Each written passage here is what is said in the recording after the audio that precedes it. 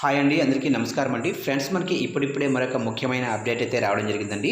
అది కూడా 70 ఏళ్ళు దాటిన వారికి కేంద్ర ప్రభుత్వం శుభవార్త అంటూ ఇప్పుడే మనకు ఒక లేటెస్ట్ అప్డేట్ అయితే వచ్చిందండి.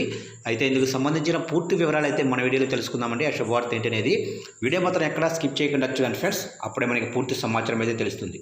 ఇక లేట్ చేయకుండా వివరాలకు వెళ్ళిపోదాము.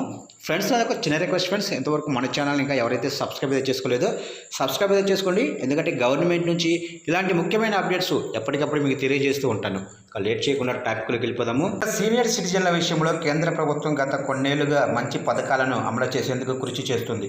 ముఖ్యంగా సీనియర్ సిటిజన్లు ఆరోగ్య సమస్యలు ఎదుర్కొన్నప్పుడు వారి చికిత్స కోసం తరచుగా ఆసుపత్రికి వెళ్ళవలసి ఉంటుంది.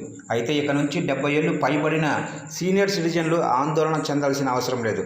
ఆయుష్మాన్ భారత్ యోజన కింద 70 ఏళ్ళు పైబడిన వృద్ధులకు ఇక నుంచి ఉచిత చికిత్స అందించనున్నట్లు దేశ అధ్యక్షురాలుగా ఉన్న ద్రౌపది ముర్ము వెల్లడించారు. ఇక ఈ పథకం కింద ఇప్పటికే 55 కోట్ల మందికి పైగా లబ్ధిదారులకు ఉచిత ఆరోగ్య చికిత్స అందించనున్నట్లు రాష్ట్రపతి ద్రౌపది ముర్ము తెలిపారు. ఇక అదే పథకం కింద 25,000 మందుల కేంద్రాలను ప్రారంభించే ప్రక్రియను కూడా వేగవంతం చేశామన్నారు.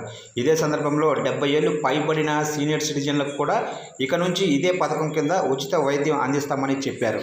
ఇక ఆయుష్మాన్ భారత్ ప్రధానమంత్రి యోజన ఇప్పటికే 12 కోట్ల కుటుంబాలకు 5 లక్షల వరకు వార్షిక ఉచిత చికిత్సను అందించే పనిని చేస్తుంది.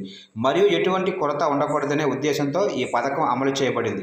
వైద్య ప్రపంచంలో వెనకబడిన వర్గాలకు కూడా ఈ పథకాన్ని నేషనల్ హెల్త్ అథారిటీ నిర్వహిస్తుంది. ఇక మీరు ఆయుష్మాన్ భారత్ యోజన ఉన్న ఆసుపత్రుల్లో చికిత్స పొందినట్లయితే మీరు ఈ పథకాన్ని పూర్తిగా ఉపయోగించుకునే అవకాశం ఉంది.